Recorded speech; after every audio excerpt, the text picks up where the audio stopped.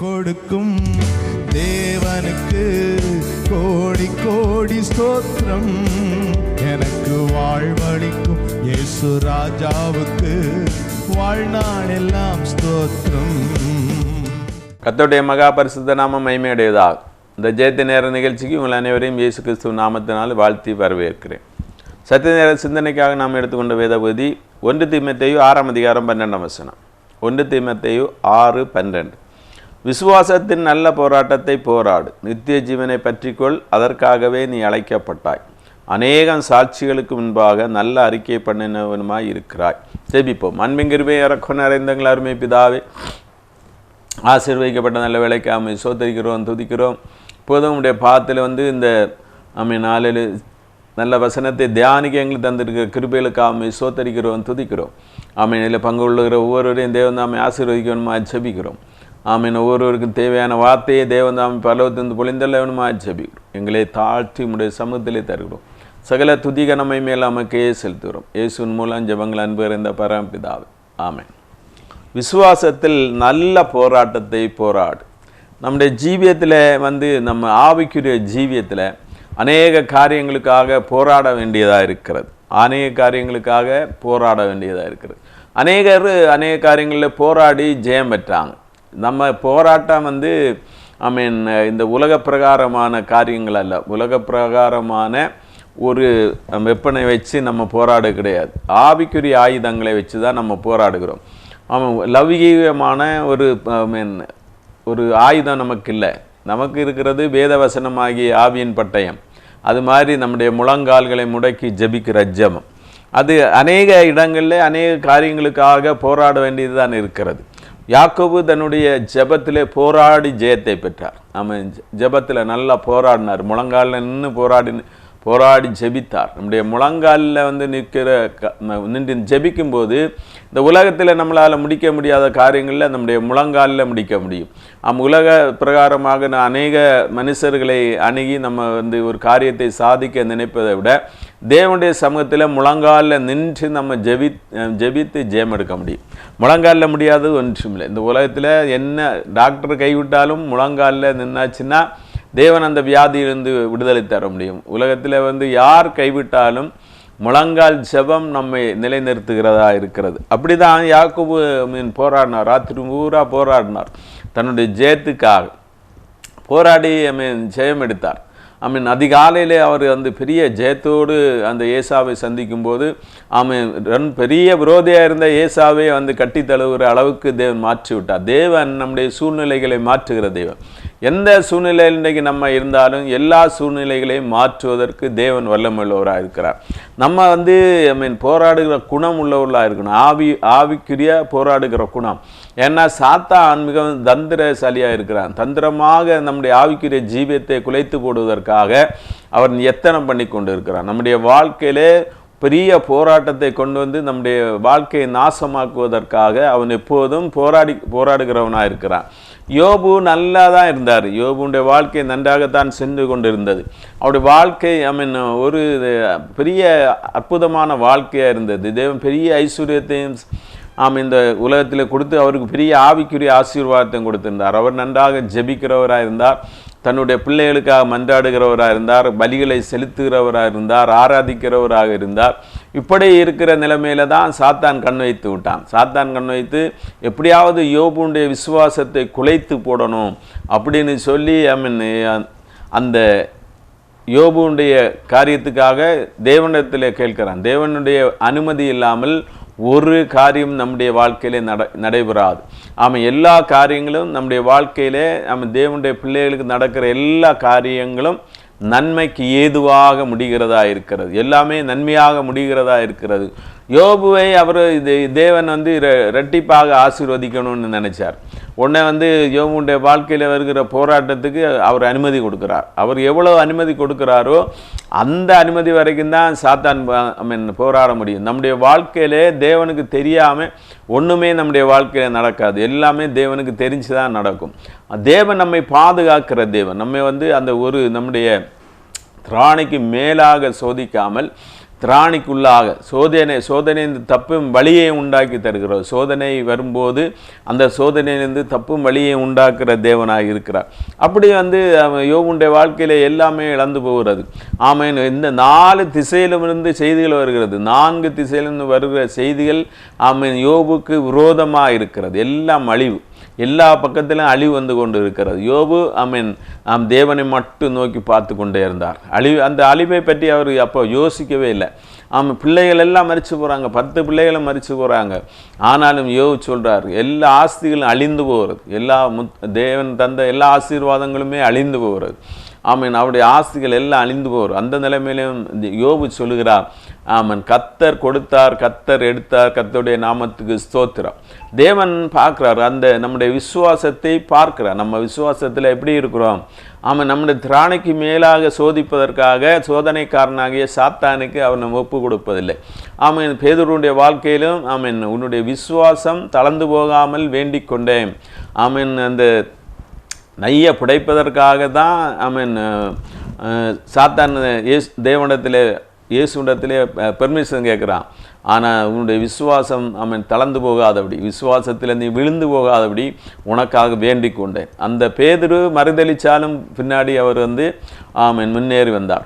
அதே மாதிரி தான் யோபு தான் பெரிய சோதனைகளை அனுபவித்தார். பெரிய சோதனை இந்த உலகத்திலே ஆமென் பைபிளில் நம்ம பார்க்கும்போது பெரிய சோதனைகளை அனுபவித்தவர் யோபு தான்.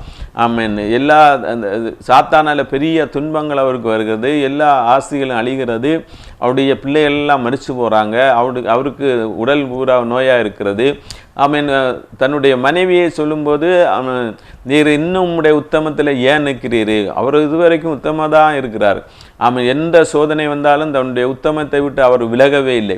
எல்லா சோதனைகளையும் ஆமென் சமாளித்து வரலாம், தேவன் மட்டும் நம்மோடு கூட இருந்தால் போதும் அப்படின்னு சொல்லி அவர் நம்பிக்கை விசுவாசம் அப்படி இருக்குது. நம்முடைய வாழ்க்கையிலும் ஆமென் விசுவாசத்தில் நல்ல போராட்டத்தை போராடும்படியாக ஆமென் எழுதப்பட்டிருக்கிறது. பவுல் தீமோத்தேயுக்கு எழுதும்போது விசுவாசத்தினால் நல்ல போராட்டத்தை போராடுன்னு சொன்னார். நல்ல போராட்டம், ஆமென் பெரிய போராட்டம் தான் நமக்கு முன்னாடி இருக்குது. ஆமென் சாதாரணமான போராட்டங்கள் அல்ல, இந்த உலகத்துக்குரிய போராட்டம் அல்ல. நம்முடைய ஆமென் விரோதி யாருன்னா உலகம். இந்த உலகத்தில் உள்ள ஆசாபாசங்கள் நம்மளை இழுத்து கொண்டே இருக்கிறது. உலகம் நம்மளை இருக்கிறது. நம்முடைய மாம்ச சிந்தைகள், மாம்சத்தின் கிரியைகள், அது மாம்சமும் ஆவியும் ஒன்றுக்கொன்று இச்சிக்கிறதா இருக்கிறது. ஒன்றுக்கொன்று போராட்டம், ஆவியும் மாம்சமும் ஒன்றுக்கொன்று போராடுகிறது. மாம்ச சிந்தைகள், மாம்சத்தினுடைய பலவீனங்கள் அல்லது நம்முடைய கோபம், எரிச்சல், பகைகள், விரோதங்கள், இந்த இச்சைகள், இது எல்லாம் நம்மை மேற்கொள்ளணும்னு இருக்கும்போது பரிசுத்த ஆவியானவர் நமக்கு உதவி செய்கிறவராக இருக்கிறார். எனவே ஜெபத்தில் போராடி ஜெயம் எடுக்கணும். அடுத்து பரிசுத்த ஆவியானவர் நமக்கு உதவி செய்கிறவராக இருக்கிறார். இப்படி பிசாசு தான் பெரிய நம்மளுக்கு விரோதியாக இருக்கிறார். இந்த உலகத்தில் மனிதர்கள் அல்ல, பிசாசு தான் பெரிய விரோதியாக இருக்கிறான். ஒரு பிரச்சனை வந்தாச்சுன்னா, ஒரு நபர் மூலமாக ஒரு பிரச்சனை உண்டாச்சுன்னா அதுக்கு பின்னாடி இருந்து ஒரு பிசாசுடைய ஆவி செயல்படுகிறது என்பதை நாம் அறிந்து கொள்ள வேண்டும். பிசாசு தான் யோபையும் சோதித்தார். சோதித்தான். அப்போ யோபுடைய மனைவியை சொல்கிறார், நீர் இன்னும் உத்தமத்தில் நிற்க வேண்டியது என்ன? ஆமென். உம்முடைய தேவனை தூசித்து ஜீவனை விட, நீர் இருந்த என்ன பிரயோஜனம்? இன்னும் இந்த உலகத்தில் இருந்த என்ன பிரயோஜனம்? எல்லாமே அழிந்து போச்சு, பிள்ளைகள் அழிந்து போனார்களே, உடைய உடல் முழுவதும் வியாதியாக இருக்கிறது, இனி இருந்து என்ன பிரயோஜனம்? தேவனை தூசித்து ஜீவனை விடும். சாத்தான் எப்படி ஆட்கள் மூலமாக செயல்படுகிறான்னு நம்ம கவனித்து கொள்ளணும். அப்போ யார் மூலமாகவும் சாத்தான் செயல்பட முடியும்? நமக்கு ரொம்ப நெருங்கியவர்கள் மூலமாகவும் சாத்தான் செயல்படும். ரொம்ப ஜாக்கிரதையாக இருக்கணும். அதுதான் ரொம்ப ஜாக்கிரதையாக இருப்பதற்கு வேதம் நம்ம எச்சரிக்கிறது. சாத்தான் யாரை விழுங்கலாமோ என்று வகை தேடி திருகிறவனாக காணப்படுகிறான். அப்படி அந்த உடனே அது யோபுடைய மனைவியுடைய ஸ்டேட்மெண்ட்டுக்கு எதிராக ஒன்று சொல்கிறார். என்னன்னா, காரி மாதிரி பேசாத, தேவனத்தில் நன்மைகளை பெற்ற நாம் தீமைகளை அனுபவிக்க வேண்டாமா அப்படின்னு சொல்கிறார். எவ்வளோ பெரிய விசுவாசம்! ஆமாம். இனி போக போக நான் எனக்கு இப்போ சோதனை தான் நடந்துகிட்ருக்கு, இந்த சோதனை முடிஞ்சாச்சுன்னா நான் பொண்ணாக விளங்குவேன் அப்படின்னு சொல்லுவார். என் மேல்பர் உயிரோடு இருக்கிறார். அதுதான் நமக்கு பெரிய நமக்கு பெரிய என்னது உதவியாக இருக்கிறது, பெரிய ஹெல்ப். நம்முடைய மீட்பர் உயிரோடு இருக்கிறார். தேவன் தான் நமக்கு நமக்கு முன்னே நிற்கிறார். தேவன் தான் நமக்கு முன்னே நிற்கிறார். உதவியாக இருப்பது நமக்கு பலனாக இருப்பது தேவன் தான் இருக்கிறார். தேவன் நம்மோடு கூட இருக்கிறார், பரிசுத்த ஆவியானவர் நம்மோடு இருக்கிறார். அதுதான் நமக்கு பெரிய உதவியாக இருக்கிறது. இந்த உலகம், மாம்சம், பிசாசு, ஆமன், இதுதான் நமக்கு விரோதிகளாக இருக்கிறது. துரைத்தனங்கள், அதிகாரங்கள், ஆமன், இது எல்லாம் நமக்கு நமக்கு எதிரியாக இருக்கிறது. இதுபோக பெரிய போராட்டங்களை கொண்டு வருகிற சாத்தானுடைய கிரியைகள், கள்ள போதனைகள், இந்த உலகத்தில் கள்ள போதனைகள் இன்றைக்கு நிறைய கலப்படம் வந்துருக்கு. எல்லா விஷயங்களையும் கலப்படம் வந்த மாதிரி தேவனுடைய வார்த்தையிலையும் கலப்படம், தம்முடைய இஷ்டம் போல ஜீவிக்கிறது. அந்த பண ஆசை எல்லா தீமைக்கும் வேறாக இருக்கிறது. தீமத்தேயுக்கு எழுதும்போது அதை தான் எழுதிட்டு வந்து விசுவாசத்தில் நல்ல போராட்டத்தை போராடுன்னு சொன்னார். இந்த உலகத்தில் உள்ள ஐஸ்வர்யத்தின் மேல் நம்முடைய கண்களை வைக்கக்கூடாது. நமக்கு தேவையான எல்லாவற்றையும் பரலோகத்திலிருந்து தேவன் தருகிறவராக இருக்கிறார். எனவே அந்த 1 தீமோத்தேயு 6ஆம் அதிகாரம் 10ஆம் வசனம், ஐஸ்வர்யவான்களாக விரும்புகிறவர்கள் சோதனையிலும் கண்ணியிலும் மனுஷரை கேட்டிலும் அழிவிலும் அவிழ்த்துகிற அதிகேடும் சேதவுமான பலவிதமான இச்சைகளால் விழுகிறார்கள். பண ஆசை எல்லா தீமைக்கும் வேறாக இருக்கிறது. சிலர் அதை இச்சித்து விசுவாசத்தோடு வழுகி அநேக வேதனைகளாலே தங்களை குத்தி கொள்கிறார்கள். ஆவிக்குரியவனுக்கும் பண ஆசைக்கும் சம்பந்தமே இருக்கக்கூடாது. பண ஆசை படக்கூடாது. ஆவிக்குரியவங்க ஆவிக்குரிய ஜீவியத்தில் தான் முன்னேறி கொண்டு இருக்கணும். முதலாவது தேவனுடைய ராஜ்யத்தை, அவருடைய நீதியை தேடுங்கள், அப்பொழுது இவைகளெல்லாம் உங்களுக்கு கூட கொடுக்கப்படும் என்று சொன்ன தேவன் நம்முடைய எல்லா தேவைகளையும் சந்திப்பதற்கு வல்லமை உள்ளவராக இருக்கிறார். ஒன்றை பற்றி நீங்கள் கவலைப்படாதீங்க அப்படின்னு தான் நமக்கு சொல்லப்பட்டிருக்கு. இந்த உலகத்தில் எல்லா தேவைகளையும் தேவன் நமக்கு சந்திக்கிறவராக இருக்கிறார். ஒன்றை பற்றியும் கவலைப்பட வேண்டிய அவசியம் இல்லை. அது 11ஆம் வசனம், நீயோ தேவனுடைய மனுஷனை இவைகளை விட்டு ஓடி நீதியையும் தேவபக்தியையும் விசுவாசத்தையும் அன்பையும் பொறுமையும் சாந்த குணத்தையும் அடையும்படி நாடு. நல்லா எழுதுகிறாரு. நீ இதெல்லாம் விட்டு ஓடு. பண ஆசை வேண்டாம், ஐஸ்வர்யவாக ஆகணும்னு கிடையாது. நமக்கு தேவையானவற்றை தேவன் தருவார். போதும் என்கிற மனதுடன் கூடிய தேவபக்தியே மிகுந்த ஆதாயம். அப்படி நீ எல்லாவற்றையும் விட்டு ஓடி நீ தேட வேண்டியது என்னென்னா, பணத்துக்கு பின்னாடி ஓடிட்டே இருக்கக்கூடாது. நீங்கள் தேட வேண்டியது நீதியை தேடணும். நீதி, தேவபக்தி இருக்கணும். அடுத்து விசுவாசம்தான் முக்கியம். அன்பையும் பொறுமையும் சாந்த குணம், இதெல்லாம் ஆவிக்குரிய கனிகளாக இருக்கிறது. இவையெல்லாம் நீங்கள் தேடணும் அன்னு சொல்லப்பட்டிருக்குது. அப்போ நம்ம ஜெபத்தில் நல்லா போராடணும், விசுவாசத்தில் போராடணும். இதையெல்லாம் சொல்லதுக்கு முன்னாடி தான் நீ இந்த உலகத்தில் உள்ள அந்த பண ஆசை இதையெல்லாம் விட்டுட்டு வா. இன்றைக்கு பல போதனைகள் இந்த உலகத்தில் நமக்கு பெரிய ஆசீர்வாதங்கள். இயேசு வந்தது நம்மளை ரட்சிப்பதற்காக இந்த உலகத்தில் வந்தார். அந்த போதனைகள் டைவெர்ட் ஆகி இந்த இயேசு கார் தர வந்தார், வீடு தர வந்தார், நிலம் தர வந்தார், நமக்கு அது தருவார், ஏரோப்ளேன் தருவாருன்னு கூட பிரசங்கம் பண்ணுறாங்க. இப்படி நம்ம இயேசு வந்தவுடைய நோக்கமே டைவெர்ட் ஆகி போகுது. இயேசு எதுக்காக வந்தார்னா, உலகத்தில் பாவிகளை ரட்சிப்பதற்காக கிறிஸ்து இயேசு உலகத்தில் வந்தார். நம்முடைய பாவங்கள் மன்னிக்கப்படுவது தான் மிகவும் அவசியமாக இருக்கிறது. நம்முடைய விசுவாசத்தை நம்ம விட்டுவிடக்கூடாது. விசுவாசமாகிய கப்பலை உடைத்து விடக்கூடாது. உலக ஆதாயத்தை தேடி நம்முடைய விசுவாசம் கப்பலை உடைத்து விடக்கூடாது. இந்த உலகத்துக்காக மட்டும் தேவனை பின்பற்றுகிறவர்கள் மிகவும் பரிதபிக்கப்பட்டவர்களாக இருப்பார்கள். எனவே நமக்கு தேவன் எல்லாவற்றையும் தருகிறவர் தான். ஆனால் நம்முடைய நோக்கமெல்லாம் நம்ம ஆவிக்குரிய ஜீவியத்தில் முன்னேறியதாக இருக்கணும். தேவனுடைய ராஜ்யத்தை கட்டுவதாக இருக்கணும். தேவனுடைய கற்பனைகளில் நிலைநிற்பதாக இருக்கணும். தேவனுடைய கற்பனைகளை போதனைகளை பின்பற்றுவதாக இருக்கணும். இதுதான் நம்முடைய எல்லா நோக்கமும் அதுதான் இருக்கணும். அந்த நோக்கம் வந்தாச்சுன்னா நமக்கு விசுவாசத்தில் போராட்டம் தான் வருது. தேவபக்தியை நடக்க விரும்புகிறவர்களுக்கு பெரிய போராட்டம் உண்டு. நமக்கு பெரிய சோதனைகள், துன்பங்கள், வருத்தங்கள் வரத்தான் செய்யும். எனவே நம்ம இந்த நல்ல விசுவாசத்தின் நல்ல போராட்டத்தை போராடி தான் ஜெயிக்க வேண்டியது இருக்கிறது. இந்த உலகத்தில் பாவத்துக்கு விரோதமாக நம்ம போராடணும். பாவத்துக்கு விரோதமாக ரத்தம் சிந்தத்தக்கதாக போராடணும்னு சொல்லப்பட்டிருக்கு. பிசாசுக்கு எதிர்த்து போராடணும். பிசாசுக்கு எதிர்த்தில்லுங்கள், அப்பொழுது அவன் ஓடி போவான் என்று சொல்லப்பட்டிருக்கிறது. பிசாசு தான் நம்முடைய வாழ்க்கையிலே அநேக காரியங்கள் நம்ம எப்படியாவது நம்ம ஜெயிக்க கூடாது, நம்ம தோற்று போகணும். ஆவிக்குரிய ஜீவியத்தில் தோற்று போகணும், எப்படியாவது தோற்று போகணும் என்பதில் தான் பிசாசு குறியாக இருக்கிறான். பிசாசு அதில் தான் குறியாக இருக்கிறான். எனவே பிசாசுக்கு நம்ம எதிர்த்து நிற்கிறவங்களா இருக்கணும், எதிர்த்து போராடணும்.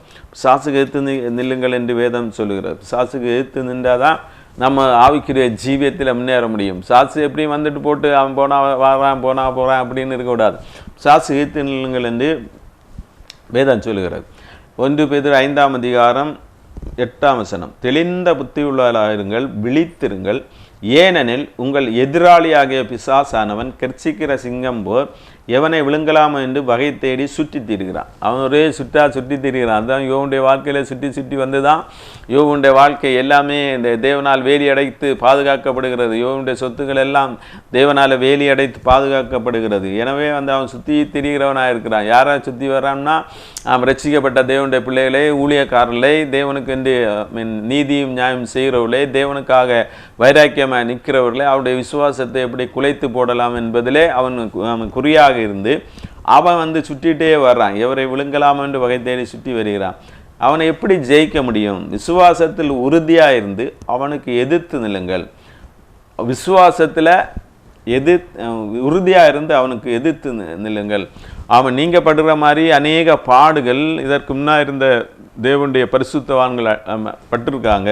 அதனால சோர்ந்து போகாதீங்க. நீங்கள் விசுவாசத்தில் உறுதியாக இருங்க. விசுவாசத்தை எப்படி தளர்த்தலான்னு பார்ப்பான், பயத்தை கொண்டு வருவான். எப்படி பயத்தை கொண்டு வந்து எப்படி வீழ்த்த முடியும்னு பார்க்குறான்.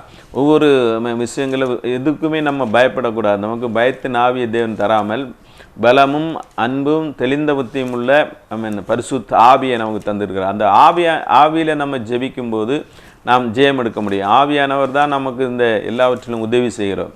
பரிசுத்த ஆவி எங்குண்டோ அங்கு விடுதலை உண்டு. பரிசுத்த ஆவி எங்குண்டோ அங்கே கட்டில் உடைக்கப்படும். நுகத்தடிகள் முறிக்கப்படும். அப்படி தான் பரிசுத்த ஆவியானுடைய உதவியினால தான் இந்த உலகத்தில் சாத்தானை ஜெயிக்க முடியும். நம்முடைய சொந்த பலத்தினால ஜெயிக்க முடியாது. நம்ம ஜெபத்தில் விழித்திருந்து இந்த பரிசுத்த ஆவியானுடைய பலத்தில் நம்ம சாத்தானை ஜெயிக்கணும். எபேசியர் 6ஆம் அதிகாரம் 11ஆம் வசனம் இப்படி சொல்கிறது, நீங்கள் பிசாசின் தந்திரங்களோடு எதிர்த்து நிற்க திராணியுள்ளவர்களாகும்படி தேவனுடைய சர்வாயுத வர்க்கத்தை தரித்து கொள்ளுங்க. பிசாசினுடைய தந்திரங்களோடு நீங்கள் எதிர்த்து நிற்கும்படி தேவனுடைய சர்வாயுத வர்க்கத்தை தரித்து கொள்ளுங்கள். ஏனெனில் மாம்சத்தோடும் இரத்தத்தோடும் அல்ல, துரைத்தனங்களோடும் அதிகாரங்களோடும் இப்பிரபஞ்சத்தின் அந்தகார லோக அதிபதிகளோடும் வானமண்டலங்களும் பொல்லாத ஆவிகளின் சேனைகளோடும் நமக்கு போராட்டம் உண்டு. இந்த போராட்டம் நமக்கு இருந்துகிட்டே தான் இருக்குது. இந்த போராட்டம் நமக்கு உண்டுன்னு சொல்லப்படுது. போராட்டம் இல்லைன்னு சொல்லல, போராட்டம் உண்டு. அதுக்கு தான் நீங்கள் வந்து சர்வாயுத வர்க்கத்தை தரித்து கொள்ளுங்கள். அப்படி அநேக சர்வாயுத வர்க்கங்களை சொல்லப்பட்டிருக்கிறது. அதில் வந்து 16ஆம் வசனம், பொல்லாங்கனையும் அக்கினி ஆஸ்திரங்களை எல்லாம் அபித்து போடத்தக்கதாய் எல்லாவற்றுக்கும் மேலாக விசுவாசம் என்னும் கேடகத்தை பிடித்து கொள்ளுங்கள். கேடகம்னா நமக்கு பாதுகாப்பு. நம்ம வந்து பாதுகாத்து கொள்வதற்கு பிசாசுனுடைய அக்கினி ஆஸ்திரங்களை அவித்து போடும்படி. அக்கினியாக வருது நமக்கு எதிராட்டு பெரிய அக்கினி சோதனையாக வருது.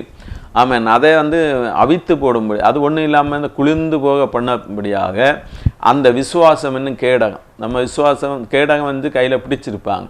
என்ன ஆயுதம் வந்தாலும் அந்த கேடகம் தடுத்து விடும். அதுக்கு தான் அந்த கேடகம் கொடுத்துருக்காரு. அதுக்கு தான் தேவன் நமக்கு வந்து ஆவிக்குரிய கேடமாகிய விசுவாசம், இது ஆவியின் பட்டயங்கள். இதில் ஆவியின் பட்டயங்களை பற்றி எபேசியர் 6ஆம் அதிகாரத்தில் சொல்லப்பட்டிருக்கிறது.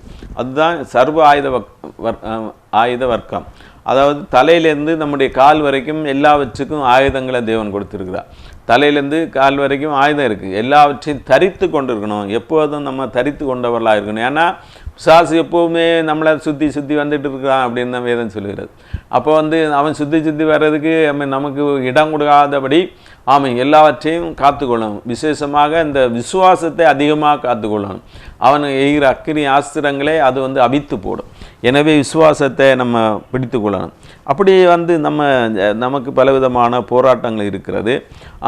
ஜெபத்தில் போராடணும். நம்ம வந்து பிசாசுக்கு விரோதமாக போராடணும். பாவத்துக்கு விரோதமாக போராடணும். யாக்கோபு ஜெபத்தில் போராடி ஜெயம் எடுத்தார்.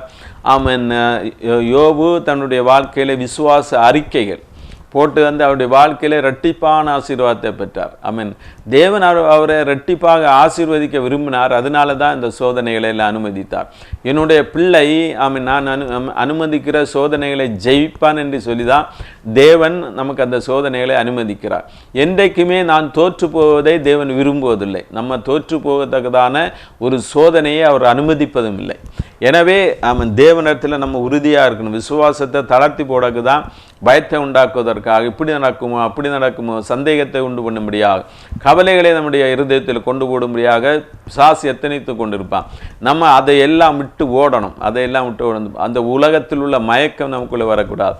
உலக ஆசாபாசங்கள் நமக்குள்ளே வரக்கூடாது. உலகத்தில் உள்ள மாம்சத்தின் கிரியையில் நமக்குள்ளே வரக்கூடாது. இவைகளெல்லாம் விட்டு ஓடி விசுவாசத்தில் போராடி விசுவாசத்தின் நல்ல போராட்டத்தை போராடணும். அப்படி தான் சொல்லப்பட்டிருக்கு. எனவே போராட்டம் நல்ல போராட்டமாக இருக்கிறது. நம்ம நம்ம போராட வேண்டியது நமக்காக நம்மை பாதுகாத்து கொள்வதற்காக போராடும். தேவனுக்காக வைராக்கியம் உள்ளவளாக இருக்கணும். தேவனுடைய காரியங்களில் வைராக்கியம், தேவனுடைய கற்பனைகளில் வைராக்கியம், தேவனுடைய நமக்கு சொல்லப்பட்டிருக்க தேவ நீதிகளிலே வைராக்கியம் உள்ளவங்களாக இருக்கணும். ஆமீன். தேவன் தந்திருக்கிற போதனைகளிலே வைராக்கியம் உள்ளவராக இருக்கணும். ஏன்னா போதனையே என்னை கலப்படமாக வந்தாச்சு. ஆமீன். அது நமக்கு சத்தியத்துக்காக நம்ம போராடணும். சத்தியத்துக்காக போராடணும். நம்முடைய ரட்சிப்புக்காக, உலக மக்களுடைய ரட்சிப்புக்காக நம்ம போராடுறவர்களாக இருக்கணும். எனவே எல்லாவற்றுக்காக நம்ம போராடுறதுன்னா ஆயுதத்தை வச்சு போராடுறதில்ல. நம்ம முழங்காலில் நின்று நம்ம ஜெயிக்கிறவர்களாக இருக்கணும். நம்ம போராட்டத்துக்கு நமக்கு துணை செய்கிறவர் அல்லது நமக்கு தலைவராக இருப்பது இயேசு கிறிஸ்து தான். இயேசு இந்த உலகத்தில் வந்தார். இயேசு இந்த உலகத்தில் நம்முடைய பாவங்களை எல்லாம் அவர் சுமந்து தீர்த்தார். நம்முடைய பாவங்களை சுமந்து தீர்த்ததோடு மட்டும் இல்லை, அவர் எல்லாவற்றையும் ஜெயித்தார். சாத்தானை ஜெயித்தார். எல்லா போராட்டங்கள்ந்து அவர் ஜெயத்தை எடுத்தார். அவர் ஜெயிக்காத காரியம் ஒன்றுமே கிடையாது. அவர் எல்லாவற்றிலிருந்து ஜெயம் எடுத்தவராக இருந்தார். ஆமீன். அவர் நல்ல போராட்டத்தை போராடினார். அவருக்கு சிலுவையில் கொடுக்கப்பட்ட போராட்டம் பெரிய போராட்டம். ஆமீன். பெரிய போராட்டம். எல்லா மனிதனுடைய பாவம் அவன் மேல் சுமத்தப்பட்டது. பிதாவுடைய முகம் மறைக்கப்பட்டது. இப்படி அவருடைய ஜீவியத்தில் இயேசு எல்லாவற்றையும் ஜெயித்து நமக்கு ஜெயந்தருகிறவராக இருக்கிறார். இயேசுவை பின்பற்றினா போதும். நம்ம ஒரு ஆயுதத்தை எடுத்து போராடாமல் நம்ம ஆவிக்குரிய ஆயுதங்களை தரித்து கொண்டு இயேசுவை பின்பற்றி செல்லும்போது எல்லாம் ஜெயமாக முடிகிறது.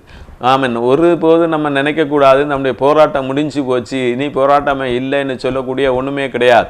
நம்ம ஓடணும், தொடர்ந்து ஓடணும். நம்ம எல்லாம் பெற்றுக்கொள்ளத்தக்கதாக நம்ம ஓடணும். ஆமீன். அப்படி தான் நம்முடைய ஓட்டம் இருக்கணும். எல்லாமே பெற்றுக்கொள்ளத்தக்கதாக ஓடணும். ஓட்டப்பந்தயத்தில் அநேகர் ஓடுவாங்க. அநேகர் ஓடினாலும் எல்லாரும் பந்தய பொருளை பெற்றுக்கொள்வதில்லை. ஆனால் நம்முடைய ஆவிக்குரிய ஜீவியத்தில் நம்ம போராடணும்னா யாரெல்லாம் ஜெயிக்கிறாங்களோ எல்லாருக்கும் பந்தயத்துக்கான கிரீடம் வைக்கப்பட்டிருக்கு. எல்லாருக்குமே கிரீடம் வைக்கப்பட்டிருக்கிறது. எனவே நம்ம சோர்ந்து போகாமல் ஓடணும். ஓடும்போது தான் ஜெயம் கிடைக்கும். 1 கொரிந்தியர் 9:24 பந்தய சாலையில் ஓடுகிறவர்கள் எல்லாரும் ஓடுவார்கள், ஆகிலும் ஒருவனே பந்தயத்தை பெறுவான் என்று அறியீர்களா? நீங்கள் பெற்றுக்கொள்ளத்தக்கதாக ஓடுங்கள். பந்தய சாலையில் ஓடுறவங்க எல்லாம் நிறைய ஓடுறாங்க. ஓடுறதில் யார் முதல்ல வராங்களோ அவங்களுக்கு மட்டும்தான் பரிசு கிடைக்கும். நம்ம முதல் வாரவங்களுக்கு கிடைக்கும், 2வது வாரங்களுக்கு கிடைக்கும், 3வது வாரங்களுக்கு கிடைக்கும். நம்ம அப்படி கிடையாது. நம்ம பந்தயத்துக்காக நம்ம ஓடிக்கொண்டு இருக்கிறோம். நம்ம பெற்றுக்கொள்ளத்தக்கதாக ஓடணும். ஓடி நம்ம நிச்சயத்தோடு ஓடும்போது நமக்கு எல்லாருக்கும் பரிசு கிடைக்கும்.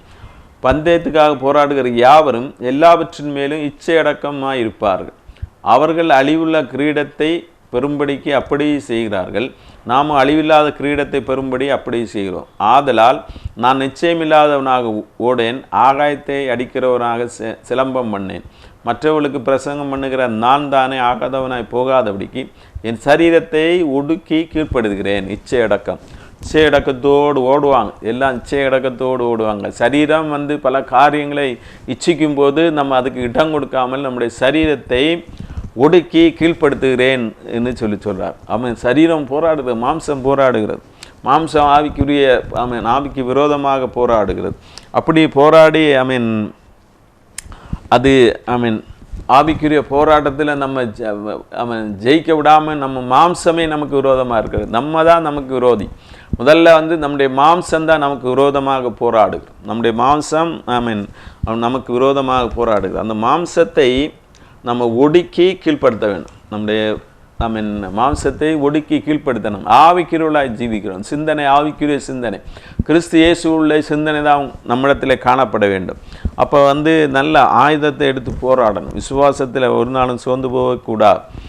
மாம்சத்துக்குரிய ஆயுதங்களை எடுத்து நம்ம போராடக்கூடாது. நம்முடைய நாக்கினால் போராடக்கூடாது. நம்முடைய ஒவ்வொரு காரியங்களும் நம்முடைய எரிச்சல்கள், கோபங்கள் இதையெல்லாம் வெளிப்படுத்துகிறதாக நாக்கு இருக்கிறது. இதை நம்ம பயன்படுத்தக்கூடாது. நம்முடைய விசுவாசம்தான் அந்த உலகத்தை ஜெயிக்கிற ஜெயம். உலகத்தை ஜெயிப்பதற்கு விசுவாசம்தான் காரணம். உலகத்தை ஜெயிப்பதற்கு, சாத்தானை ஜெயிப்பதற்கு, மாம்சத்தை ஜெயிப்பதற்கு எல்லாவற்றுக்கும் நம்முடைய விசுவாசம்தான் காரணமாக இருக்கிறது. விசுவாசத்தில் தான் ஓடணும். நல்ல போராட்டத்தை விசுவாசத்தில் நல்ல போராட்டத்தை போராடணும். அடுத்து சொல்லுகிறாரு, விசுவாசத்தின் நல்ல போராட்டத்தை போராடு, நித்திய ஜீவனை பற்றிக்கொள். நமக்கு பரிசு இருக்கிறது, பரிசு உண்டு, நமக்கு பரிசு இருக்குது. நம்ம நம்ம அப்படி ஓடும்போது நித்திய ஜீவன் அதுதான் முக்கியமான காரியம். நம்ம பெற்றுக்கொள்ள வேண்டிய முதல் பரிசு நித்திய ஜீவன். அதை விட்டாச்சுன்னா எல்லாமே போச்சு. அதை நம்ம நித்திய ஜீவனை விட்டுட்டோம்னா எல்லாமே போய்விட்டாது. நம்ம அதுக்கு ஓடி ஒன்றும் பிரயோஜனம் இல்லையே. ஓடினாச்சுன்னா நிச்சயமாக பரிசு உண்டு. அந்த பரிசு அந்த நித்திய ஜீவன். முதல்ல நித்திய ஜீவன் தான் நமக்கு பரிசாக இருக்கிறது. பிலிப்பியர் 3:12, நான் அடைந்தாயிற்று அல்லது முற்றிலும் தேறினவன் ஆனேன் என்று எண்ணாமல் கிறிஸ்து இயேசுவினால் நான் எதற்காக பிடிக்கப்பட்டேனோ அதை நான் பிடித்து கொள்ளும்படி ஆசையாய் தொடர்கிறேன். நான் இப்போ இல்லாமல் தான் தேறினவன் பெரிய அப்போஸ்தலராக்கும். அவர் 3ஆம் மாதம் வரைக்கும் எடுத்துக்கொள்ளப்பட்டு அநேக காரியங்கள் அவருக்கு ரகசியங்கள் வெளிப்படுத்தப்பட்டது. அந்த ரகசியத்தை வெளிப்படுத்தது அவர் மேன்மை பாராட்டாதபடி அவருக்கு ஒரு முள் கொடுக்கப்பட்டது. அப்படியே அந்த 3ஆம் மாதம் வரைக்கும் எடுத்துக்கொள்ளப்பட்டு அநேக காரியங்கள் வெளிப்படுத்தி அந்த உலகத்திலே தேவனுக்கு என்று வைராக்கியமாக அநேக இடங்களில் பிரசங்கம் பண்ணி அநேக இடங்களில் சுற்றுப்பிரயாணம் சென்று தேவனுடைய சுவிசேஷத்தை அறிவித்து சுவிசேஷத்தின் மூலமாக ஜெயிலில் அடைக்கப்பட்டு இப்படி பலவிதமான துன்பங்களை அனுபவித்த பவுல் சொல்கிறாரு, நான் அடைந்தாயிற்று அல்லது முற்றிலும் தேறினவன் என்று எண்ணாமல் கிறிஸ்து இயேசுவினால் நான் எதற்காக பிடிக்கப்பட்டேனோ அதை நான் பிடித்து கொள்ளும்படி ஆசையாய் தொடர்கிறேன். பிடிக்கப்பட்டது நித்திய ஜீவனுக்காக தான், பரலோக ராஜ்யத்துக்காக தான். நம்முடைய நமக்கு கிடைக்க வேண்டிய முடிவு நித்திய ஜீவனாக இருக்கிறது. நித்திய ஜீவன் தான் நமக்கு கிடைக்கணும். கிடைக்காம இருந்தாச்சுன்னா நம்ம ஒன்றுமே பிரயோஜனம் கிடையாது. நித்திய ஜீவன் இல்லைன்னா நம்ம இதுவரைக்கும் ஓடி என்ன பிரயோஜனம்? எனவே நித்திய ஜீவனையும் நம்ம பற்றி கொள்ளணும். நித்திய ஜீவனை பற்றி கொள்ளணும். அதை விட்டு விடக்கூடாது. அதை வச்சு தான் ஓடணும். இந்த உலகத்திலே உள்ள நம்முடைய கவனம் உலக பொருட்கள் மீது போய்விடக்கூடாது. உலக ஆசாபாசங்கள் மீது போய்விடக்கூடாது. உலகத்தில் நன்மையான காரியங்கள் கிடைக்கும்படியாக நம்ம ரொம்ப பொறுமையோடு நம்முடைய ஓட்டத்தை ஓடணும். யாக்கோபு 1:12 இப்படி சொல்லுகிறது, சோதனையை சகிக்கிற மனுஷன் பாக்கியவான், அவன் உத்தமன்று விளங்கின பின்பு தமிழத்தில் அன்பு குருவர்களுக்கு வாக்குத்தத்தம் பண்ணின ஜீவ கிரீடத்தை பெறுவான். அந்த ஜீவ கிரீடத்தை பெரும்படியாக நம்ம ஓடணும். சோதனையை சகிக்கிறவன் பாக்கியவான், அவன் உத்தமன்று விளங்கின பின்பு. யோபு சொன்னார், நான் சோதித்த பின்பு பொன்னாக விளங்குவேன். அவன் உத்தமன்று விளங்கின பின்பு கர்த்தர் தம்மிடத்தில் அன்பு குருவர்களுக்கு வாக்குத்தத்தம் பண்ணினா ஜீவ கிரீடம், நித்திய ஜீவன் உண்டு. அங்கே ஜீவ கிரீடமும் வைக்கப்பட்டிருக்கிறது. எனவே தேவன் வாக்குத்தத்தம் பண்ணின அந்த நித்திய ஜீவனுக்காக அங்கே தரப்படுகிற நித்திய ஜீவ கிரீடத்துக்காக நம்ம பொறுமையோடு ஓடணும். பொறுமையோடு ஓடுனா தேவன் எல்லாவற்றையும் தருவார்.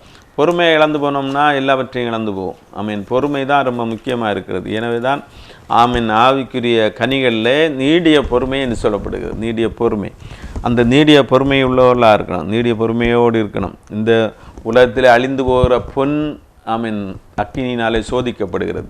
அதுபோல் வெளியேறப்பட்ட நம்முடைய விசுவாசம் சோதிக்கப்படுகிறது. எதனாலனா பலவிதமான சோதனைகள்னால. நம்முடைய விசுவாசம் பலவிதமான சோதனைகளாலே சோதிக்கப்படுகிறது. விசுவாசம் வெளியேறப்பெற்றதாக இருக்குது, அதை விட்டுவிடக்கூடாது. விசுவாசத்திலே போராடணும், விசுவாசத்தை நல்ல போராட்டத்தை போராடணும். அப்படி போராடும்போது தான் நமக்கு எல்லாமே கிடைக்கிறதா இருக்கிறது. ஆமீன். பவுல் சொல்கிறார், அவர் ஓட்டத்தை நல்லா ஓடிட்டார், நல்ல போராட்டம் பண்ணார். நீ போராடுன்னு சொன்னால் அவரும் நல்லா போராடினார். அவர் எப்படி போராடினார் அப்படி சொல்லியிருக்கு. ஆமீன். இந்த 1 தீமோத்தேயு 4:7 இப்படி சொல்லுகிறது, நல்ல போராட்டத்தை போராடினேன், ஓட்டத்தை முடித்தேன், விசுவாசத்தை காத்து கொண்டேன். உண்மையாக நல்ல போராட்டத்தை போராடணும். ஆமீன். ஓட்டத்தை முடிக்கணும், விசுவாசத்தை காத்து கொள்ளணும். அப்போ தான் நம்ம கல்லறையில் அப்படி எழுதி வச்சோன்னா அப்படி எல்லாம் நடந்துடாது. நம்முடைய ஜீவியம் அப்படி இருக்கணும். நம்முடைய ஜீவியத்தில் நம்ம ஓடணும், பொறுமையோடு ஓடணும், நல்ல போராட்டத்தை போராடணும், விசுவாசத்தை நம்ம காத்து கொள்ளணும். விசுவாசத்தை ஒரு நாள் விட்டுவிடக்கூடாது. விசுவாசத்துக்காக போராடணும், சாத்தானை எதிர்த்து போராடணும், உலகத்தை ஜெயித்து மாம்சத்தின் கிரியிலே ஜெயித்து அப்படி ஓடுறவங்களுக்கு தான் பெரிய பரிசு வச்சப்படுது. இது முதல் நீதியின் கிரீடம் எனக்காக வைக்கப்படுகிறது. அங்கே ஜீவ கிரீடம் சொல்லப்பட்டிருக்கிறது, இங்கே நீதியின் கிரீடம் எனக்காக வைக்கப்பட்டிருக்கிறது. நீதியுள்ள நியாயாதிபதியாக கர்த்தர் அந்நாளில் எனக்கு அதை தருவார். எனக்கு மாத்திரமல்ல, அவர் பிரசன்னமாகுதலை விரும்பும் யாவருக்கும் அதை தந்துள்ளார். பவுலுக்கு மட்டும் இல்லை, யாரெல்லாம் அவருடைய பிரசன்னமாகுதலை விரும்புகிறாங்களோ எல்லாருக்கும் அந்த நீதியின் கிரீடத்தை தருவாங்க. அந்த நித்திய ஜீவனை நோக்கி நம்ம ஓடணும். பவுலை போல அறிக்கையிடத்தக்கதாக இந்த உலகத்தில் விசுவாசத்தில் நின்று போராடணும், பொறுமையோடு ஓடணும். நம்முடைய ஓட்டத்தை பொறுமையோடு ஓடணும். அப்போ தான் நம்ம சொல்ல முடியும், நம்ம கடைசி நாட்களில் நம்ம சொல்ல முடியும், நல்ல போராட்டத்தை போராடினேன், ஓட்டத்தை முடித்தேன், விசுவாசத்தை காத்து கொண்டேன். இது முதல் நீதியின் கிரீடம் எனக்காக வைக்கப்படுகிறது. இந்த வார்த்தையை நம்ம அறிக்கையிடணும்னா நல்லா போராடணும், வாழ்க்கையில் போராடணும், ஜெயமுள்ளவளாக ஜீவிக்கணும். ஜீவியம் செய்வதற்காக தான் இயேசு நம்ம இழைத்திருக்கிறார். இயேசு நமக்கு ஜெயத்தை தருகிறவராக இருக்கிறார். எனவே நம்ம ஜெயமுள்ளவளாக வாழ்வதற்கு விசுவாசத்தில் நல்ல போராட்டத்தை போராடணும், நித்திய ஜீவனை பற்றி கொள்ளணும். ஒவ்வொரு நாளும் நித்திய ஜீவன் சொல்லி தான் நம்ம ஓடணும். நம்முடைய ஓட்டம் எல்லாம் நித்திய ஜீவனை பற்றியதாக இருக்கணும்.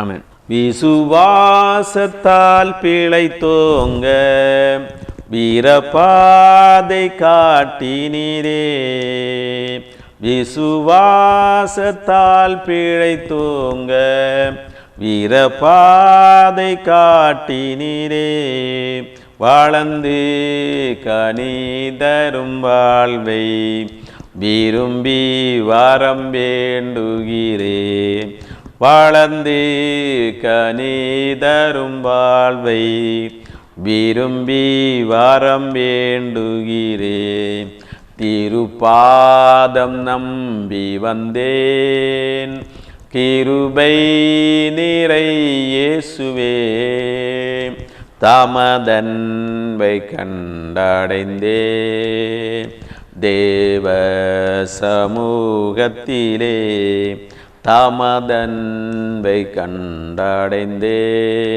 தேவ சமூகத்திலே, சத்துரு தலை கவிழ்ந்தோட நித்தமும் கிரியை செய்திடும், சத்துரு தலை கவிழ்ந்தோட நித்தமும் கிரியை செய்திடும், என்னை தேற்றிடும் அடையாளம் இயேசுவே இன்று காட்டிடுமே, என்னை தேற்றிடும் அடையாளம் இயேசுவே இன்று காட்டிடுமே, திருப்பாதம் நம்பி வந்தேன், கிருபை நிறை இயேசுவே, தமதன்பை கண்டடைந்தேன், தேவ சமூகத்திலே தமதன்பை கண்டடைந்தேன், தேவ சமூகத்திலே, உம்மை ஊக்கமாய் நோக்கி பார்த்தேன், உண்மையாய் வெல்கமடையேன், உம்மை ஊக்கமாய் நோக்கி பார்த்தேன், உண்மையாய் வெல்கம் அடையேன், தமது முக பிரகாசம் தினமும் என்னில் வீசிடுதே. தமது முக பிரகாசம் தினமும் என்னில் வீசிடுதே.